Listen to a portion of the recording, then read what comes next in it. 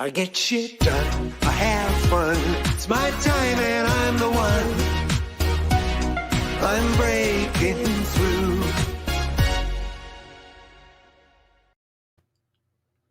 Hello and welcome to another edition of the Business Renovator with Coach Phil.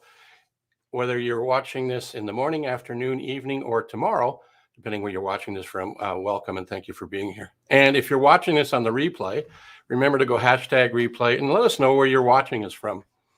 Also, the other thing we'd like you to do is if you could share this out to your community and subscribe to our YouTube channel. We'd greatly appreciate that.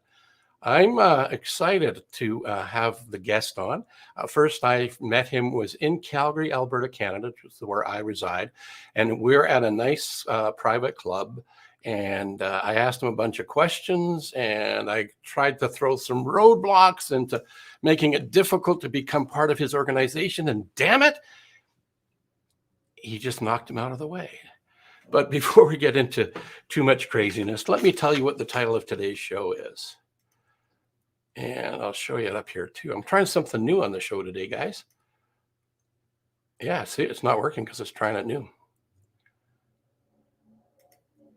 There we go. Changing the world through business leadership and education. So my guest is, that's like what drives him.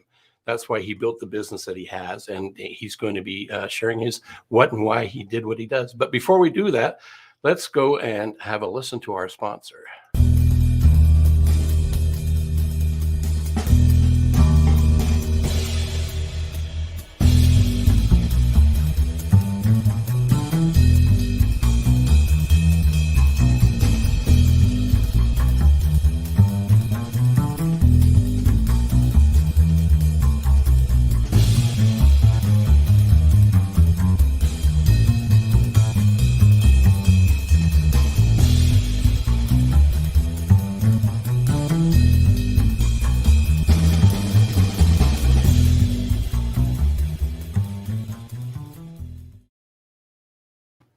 Have you ever had a question that you wanted to run by somebody like a business coach?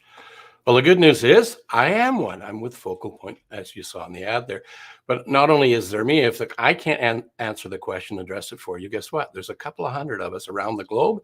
And man, there's some really awesome people there. So don't be afraid to reach out to phil@coachphil.ca and let me know you have a question and let's get it answered. Before I go too crazy and forget about my guest and just talk about that little video, let me do an introduction. Steve Thompson is the fellow who I met at a private club in Calgary, and we did have a great conversation. And I was looking at changing my career, and there's a few obstacles that were in my way, and he just totally got them out of the way. And the biggest one was my passport was a bit of an issue to get it fixed and altered in time to get trained. And he says, no problem. We won't have the training in Vegas. We'll come to Canada.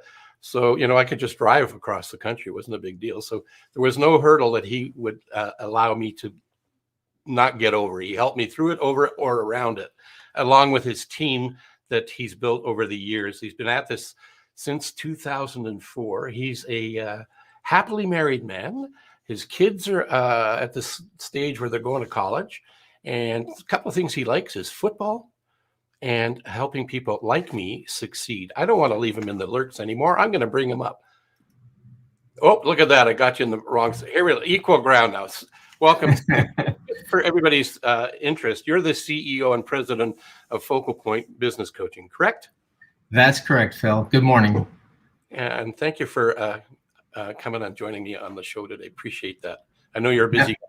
No, happy to be here. And I actually had fond memories as you were mentioning the meeting we had at the club in Calgary. And that was 14 years ago, I think, Phil. Yeah. And what do the Borg say? Resistance is futile. Yeah, you didn't have a chance. We were going to move heaven and earth to have Coach Phil start his business. Yeah, I know, because I remember I said, I'm not trainable. And you looked at me with what the hell is this guy talking about? Well, it's not that I'm not trainable, guys. I'm very trainable. I just couldn't go to where the training was usually happening. And so that was in the US. So he just, no problem. We were thinking about doing one in Canada. So Yeah, as entrepreneurs, we gotta adapt, we gotta change, we gotta shift, we gotta overcome those obstacles, and it made a lot of sense that we should just have a training in Canada. So you helped coordinate unintentionally our first focal point coaching franchise training in Canada.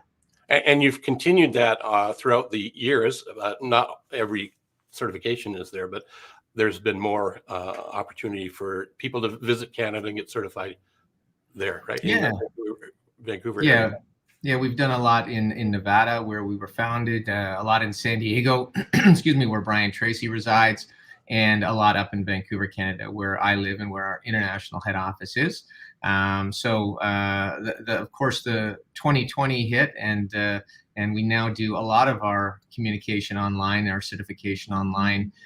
We all sort of aspire to get back to those face-to-face meetings, and a lot of that is happening now, but we're still in this digital and virtual world like you have today, and it's been very effective for us. And I don't know if you found this or not. I know Margaret, who's a director of onboarding and certification training for incoming franchise owners. I know they've had some amazing, impressive results with the change to virtual. One of my clients, they were totally, well, not totally, I shouldn't say totally, but they really didn't think virtual is a good way to go. And we were thrown into this turmoil. And as you were saying, as entrepreneurs, we need to adapt. And as a result of that, the training that was supposed to be a little bit virtual was over 7 months, and was 100% virtual. And at the end of it, his opinion, the VP of this company, he admits, he said, you know, I was totally reluctant, didn't think it would work, but we had to do something, wanted to get the guys trained, get them together. He said, at the end, he said, it was an amazing experience. So being open and adaptable is key, right? Absolutely. I guess it goes right back to when we first met, and getting you certified as a focal point coach, and adapting then. Nothing changed. Nothing has changed, and everything's changed. But yeah, we've got a great group of coaches, and we've been doing distance learning for a long time, but none more so than, March 2020 onwards. And we've had a lot of success, frankly and transparently, just more than I thought we would have in this pandemic time. I've got a lot of I in the DISC profile, for those that know the DISC and the trimetric EQ. I have a lot of I like the face-to-face. I like shaking hands. I like a good hug from a focal point coach every once in a while, and our clients.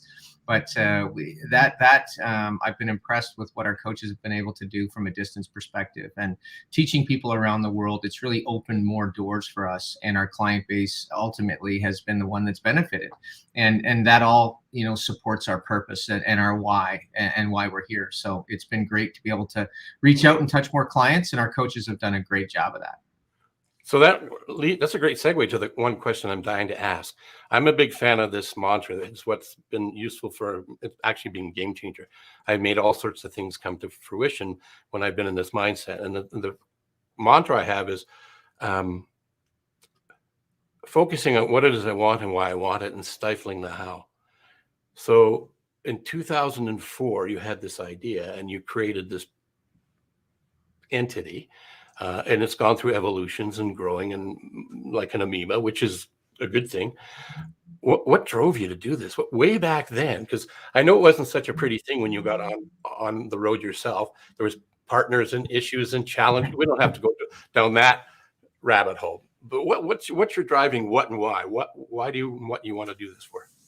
Well, I guess originally, and thanks, Phil, I appreciate the question. Originally, it actually goes to a previous company I was in, and I learned a lot about partnerships and business. And we had a fun, good digital audio production company. And when I'd finished my time with that company, and I was introduced to the concept of business coaching, it immediately, that was not the tap on the shoulder. That was the Mack truck hitting me and sending a message. I love the business of business coaching, and all I kept thinking about when I learned of the concept was, wow, could I have used that in my previous company? Working with partners, trying to increase sales, trying to implement processes and efficiencies. and inventing those systems on my own or with my partners.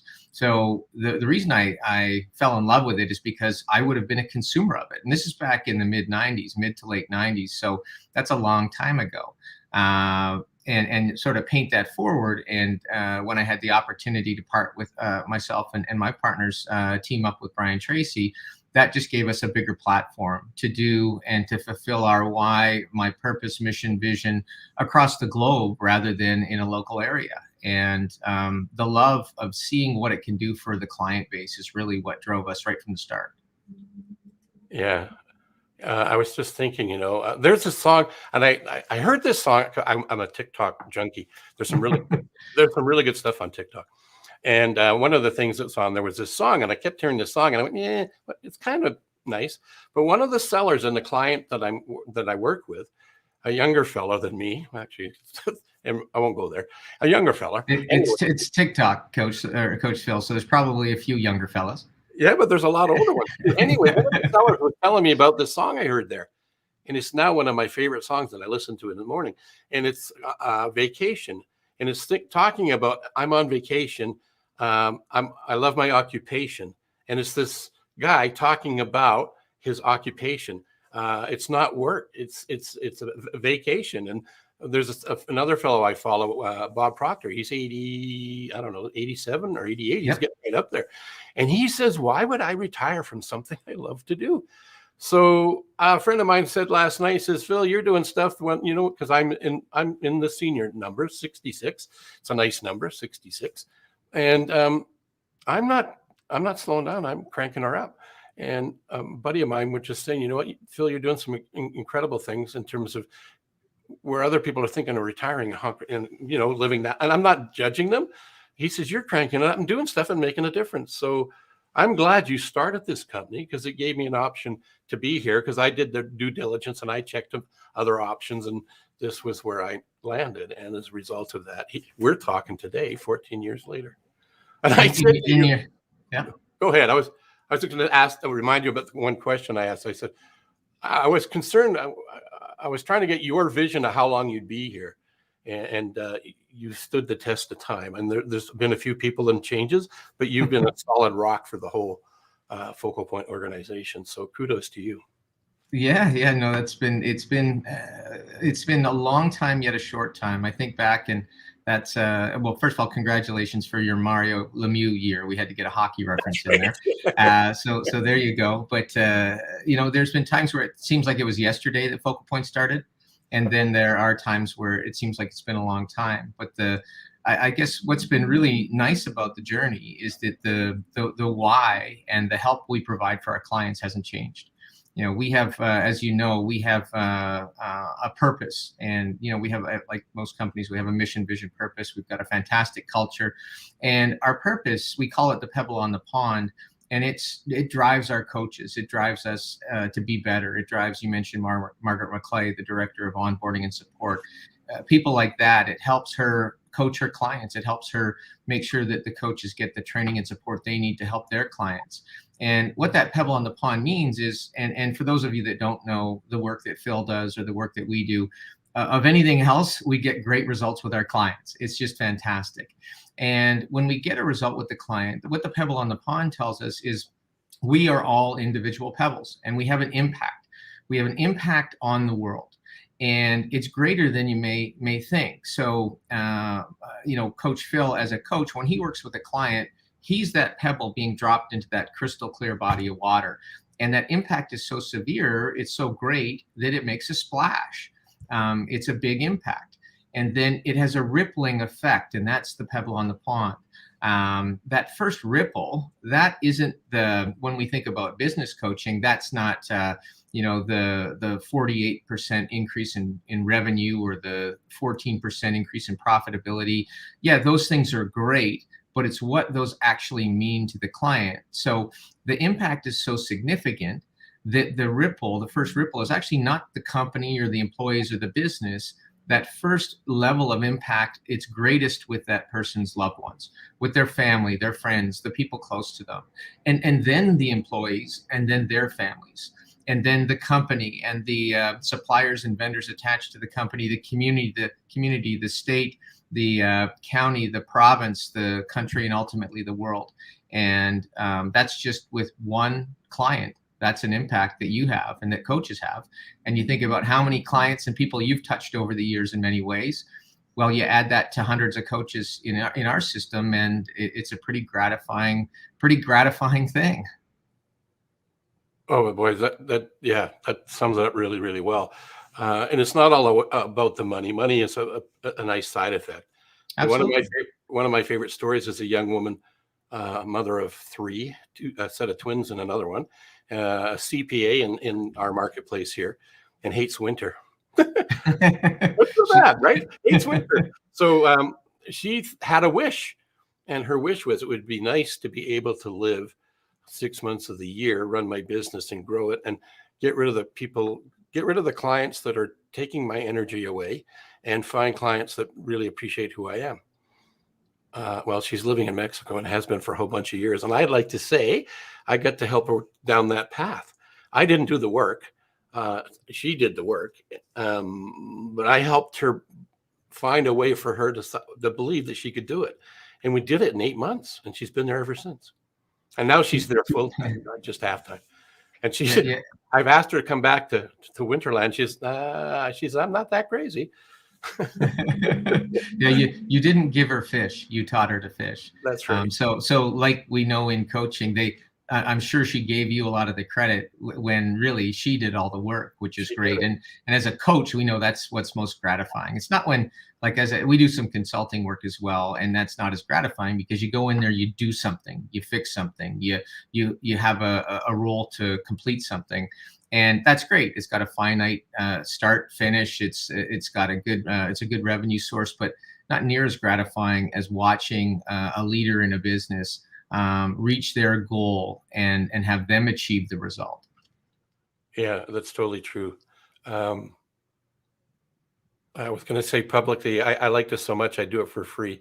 No, not really. Don't tell anybody that.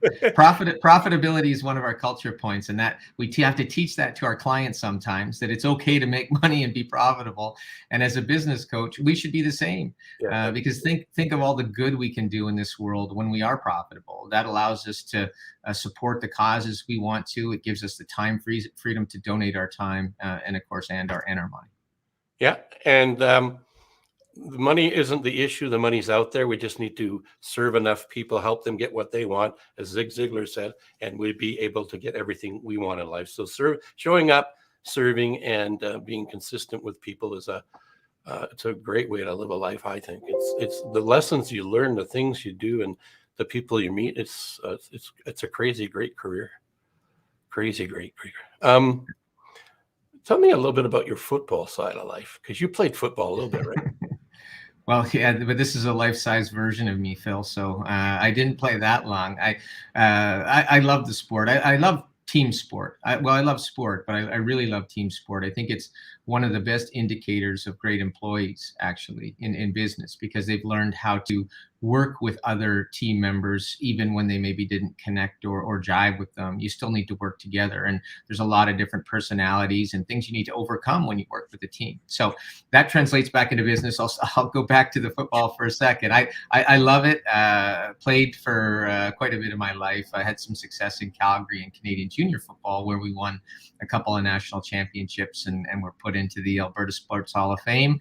And then I went down to Montana to play in Billings, Montana, where I had some success, and was drafted by the BC Lions, and was with them in 1992, and the expansion team, the Shreveport Pirates, in 1993.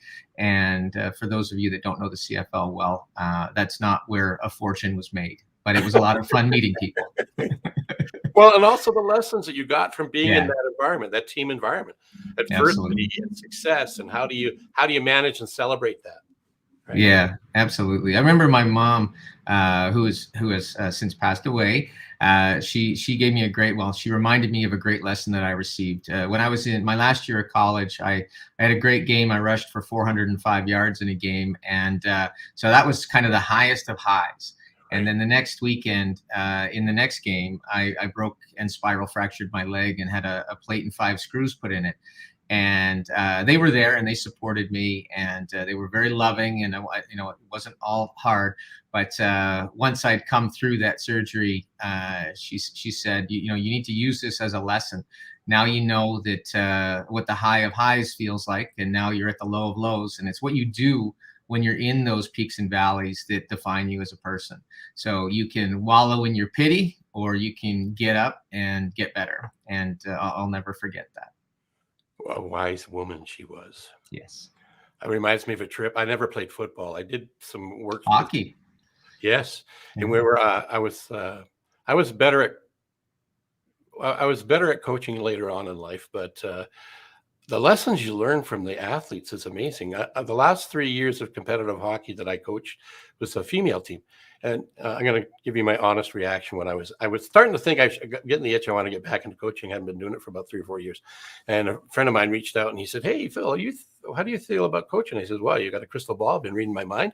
And I've just been thinking about that. And he says, "Yeah, why don't you come and help us? And you can coach a goalie." He says, "Yeah, I could be happy to do that." "Yeah, it's a girls' team." Oh, I did. That's what I went, "Oh." Anyway, I thought, well, yeah, it's hockey. It's competitive. Let me give it a shot. It was the best 3 years of my life as far as coaching athletes. They react to losses way different than guys. The rules are slightly different, but not dissimilar. The main one is that there's no hitting. So they get at each other in a different way. And man, yeah, it was a mouth. They were very creative. Let's put it that way. But some of those girls are wonderful women and doing amazing things around the globe. And what was fascinating about working with them was this one trip we were traveling to Medicine Hat. And that year we were second in our division in the Southern Alberta side of things. And we went down there and played the bottom of our division, and they beat us 4-1. We get on the bus, we're off to the restaurant, and the girls are having a good time, and they're very competitive, and they like to win. They don't like to lose. But when I was with guys, they'd be sulking and pouting and swearing at each other. And the girls were talking about this, talking about that. And I poked my cohort and I said to them, "Did we win 4-1? So lots of valuable lessons I learned with them, and how to build team, and how to get them to live into their greatness. And all of that's transferable to what we do as business coaches. So I get to hang out and help not athletes per se, but people in business. And the score sheet's not the same kind of tracking, the same kind of stats, but guess what? All of that is appropriate to business. It's just the labels and the names are different, right? Yeah, absolutely. And you'll probably, well, I certainly flash back to 14 years when we're at that meeting in that club in Calgary. And one of the things I liked most about you, it was your passion when you talked about coaching that women's hockey team, because it was very fresh at that time. So it was great to hear. And that's some of the best indicators of behavior and past behavior. It's a great indicator of future behavior. And no surprise, a lot of our team members that are coaches also coach in their communities, whether it's coaching young men or young women and boy scouts and guides, or if it's coaching their kids or not at hockey, soccer, football. There's coaching in some other capacity in their life, because that's where they get a lot of fulfillment. Yeah, and a lot of them do that for no money at all. Most of them. Yeah. Yeah. Well, I actually got paid. I got an honorarium, and all of the Timmy's coffee I could drink. Yeah. Well, Tim Hortons coffee does have a good price to it here. In Canada, it's very well renowned. And the honorarium was like $795. I think it covered our gas back and forth to the rinks. So if you were doing it for the money, that was not the right place to be, because in those kind of things, you're committed, just as we are in the business coaching space. When I become more passionate about a client's business than they do, it's time for me to move on, because I don't want to own the business. I just want to help them get the most out of themselves and out of the business for themselves. So, that's really important to me. Yeah, it's one of those lessons. I see people becoming entrepreneurs almost on a daily basis in my role, and obviously many of them joining Focal Point. And I'll tell everybody coming in, whether it's focal point or not, I love entrepreneurship. You can control your own destiny, Right. and I want that more than anything for anybody who wants it. You want to have a hand on the wheel, a firm hand on the wheel, and there's no certainly not the comfort in a job like there was in our parents' era. And I tell everybody coming in, no matter what you do as an entrepreneur, first of all, congratulations, because being an entrepreneur allows you to control where you're going. No matter where it is, have a passion for it. Have an interest, a passion. Have it get you out of bed in the morning. Be in an industry that you love. Don't buy a business just because you think the metrics look good. If it doesn't excite you, it's gonna not turn out as great as it would as if it was in an industry that you love. Oh, wow. That's so, yeah. I'm probably going to screw it up. I'm looking for a quote on my desktop. So I don't, there's a Steve Jobs quote. There's Mhm. lots of them, but this one's resonated with me the last little bit. Just so I can find it real quick. Real quick, quicker than this, Phil. It's brilliant. It's not the one where he talks about aligning the 9 dots here it is right there. He says, if you're working on something exciting that you really care about, you don't have to be pushed. Mhm. The vision pulls you, right? So that's why, if you know what you want and why you want it and stifle the how, that's what drives me. When I've been in that state, and Napoleon Hill in his book, Think and Grow Rich, one of the key principles, you need a burning desire. That's what Jobs is talking about there. I've had that. I'm sure you've had that, because, doing the things you're doing in the seat you're in, to be a global entity and dealing with all the different people that reject and come on board and all of that other stuff with people. If your vision isn't powerful pulling you there, it's easy to, as Jim Rohn says, if you want to do something, you'll find a way, and if you don't, you'll find an excuse. Yep. It's really that simple. And not that I'm void of making excuses. I have caught myself making excuses at time, and then I smack myself attitudinal wise and make a shift. Well, We're all like yeah, that, yeah, right? yeah. Well, we're all human, so it happens. And you Exactly. know the victim model that's taught in the Oz Principle book, and being above and below the line. We're human, so we all get below the line a little bit. We use that blame, excuses, denial. But in order to be a victor and take ownership and accountability and responsibility for ourselves, it really helps to have people that you surround yourself with that play above the line more than below the line. Right. It's, collusion is easy. And I guess that's maybe not the best way to say it, but when collusion happens, it takes less effort. I'll say not easy, but it takes less effort to have a collusionary environment, where you meet by the water cooler and people complain and then people pile on it and pile on it. Well, that's easy to do. What's hard to do is, when you're feeling like that, is get yourself back above the line. And the best way to do that is to surround yourself with people who live above the line. Again, we're all human. We go above and below the line. But those that are true victors and champions and successful people, they know that they're responsible for themselves. We all are. I am responsible for myself. Phil is responsible for Phil. We all need to take that ownership and responsibility. No one's going to take it for us. And why would we want them to? The best thing about this is that we control where we go.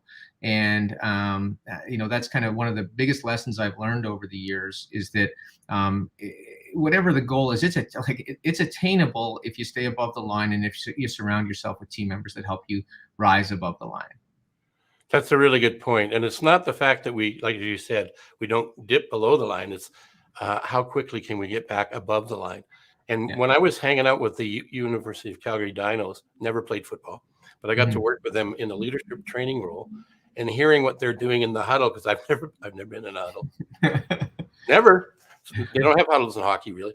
And one of the things I learned from those guys is that they the successful football players and teams, whether they knew it or not, had a victor mindset. So when we're in the huddle, if they just had a lousy play, they got back, shook it off, and carried on. And they only have seconds to do that, not a day and a half. Yeah. So yeah, that's a really good tie-in. I brought up the website for Focal Point. There's the pebble in the pond ripple effect that you were talking about earlier. And I also have the URL there. So if anybody wants more information about focalpoint.com, and maybe you want to become a coach, or maybe you're looking to find a coach to ask that coach a question. Remember, I did make that offer globally for all of my peers that if you do ever have a question for business, your business, and you want to ask a coach, let us know. We'll be happy to give you some of our time for a short bit of time. And it's not I hate the word pitch, but it's not a sales pitch. It's really just a conversation. And if there's some value we can add in a 20-minute conversation, great. And if we don't work with you, that's totally okay. And if there's something that makes it connect, let's connect and do some of the things you've heard Steve and I talk about today. And if you wanted to send Steve kudos, you can send him an email, because he's a high I and he likes people to let him know he's doing a good job, because he is doing a good job. And Phil, if you could put up my address, if they want to send gift baskets, wine baskets, you can give them my home address. That'd be great too. I forgot to put that in here. I'm sorry. Okay, all right. Jeez, I'm really sorry. There was one thing I wanted to try and show and see if I could manage this properly. So there's the title of what we're talking about: changing the world through business, leadership, and education. And if I've done this correctly, there's this great picture that came out of one of the events that we had recently. It's getting into the festive seasons, and Steve is a serious guy, but he's also a bit of a fun guy too. So here he is in all of his prime, and he's wishing us a Merry Christmas on our all-team call the other day. And one of our KJ, who heads up our marketing side, arranged for me to have this picture, and he created it for Steve to show to the world that he's indeed a human being with a lot of passion. Well, as you know, it was Ugly Sweater Day in our all-team call with our coaches around the world on Monday. And yes, the head office team surprised me with having that on the front of what they coined as the ugliest sweater they could make. So I don't know if that was a compliment. Yeah, they were all wearing it on their shirts. So there was half a dozen or so representing you. Yes. I'll save you. I'll take that off. I appreciate that. Now I can look at the screen again. So we're actually if we're at the end of the half hour. I try to keep this to 30 minutes. Is there one 30-second piece of information, sage information, that you would like to share with the audience? Well, yeah, no, I mean, the only thing I would say, Phil, is something we talked about earlier. Find whatever you do, whether it's in business for yourself or in your career, do something that you love, do something that you have a passion for. And if you can't find it, or if you haven't found it, then, shoot Phil an email, shoot myself an email. We've got a great program that's a few months long where you can take some self-directed learnings to help you find maybe where your best fit is. So there's some small things that can help you on that journey. But for us, it's all authentically just helping people find where their true calling is, and then do it with passion. And you'll enjoy life a lot more. You know what we can offer them up today? Going to my website, which is phil@coachphil.ca. No, that's my email address. The website is coachphil.ca. And on there is a link to take a business score, to do assessment to see where you're at. Yeah. And just do a check-in for yourself. That's a great place to start. I'm going to put that in the banner here from now on. Yeah, you should do that. And as you know, it only takes a couple of minutes for someone to do, and then they can get some feedback immediately. Obviously, there's no investment in it. It's just for their own information and purpose. Yeah, absolutely. Wow, this has been a great opportunity. What a great way for me to start to wind down 2021 and start building up 2022. Having you on here, it's like circling back, like you said, 14 years ago. We're sitting in Calgary in the summer and talking about working together, and here we are 14 years later. It's been a really interesting ride. Some great memories flooding back, Phil. Appreciate it. Thank you for having me on today. Yeah, I appreciate you being here, and I'll be right back, guys. Wow, wasn't that awesome? I thought it was awesome, but maybe I'm biased because I'm part of the Focal Point team. I want you guys to remember to be wonderful, just like this says, with the big U in there, it's representing you. So go act like your unique, wonderful self, and do it every day. And until the next time, have a wonderful, terrific, successful week. And we'll see you on the next version of the Business Renovator. I get shit done, I have fun, it's my time.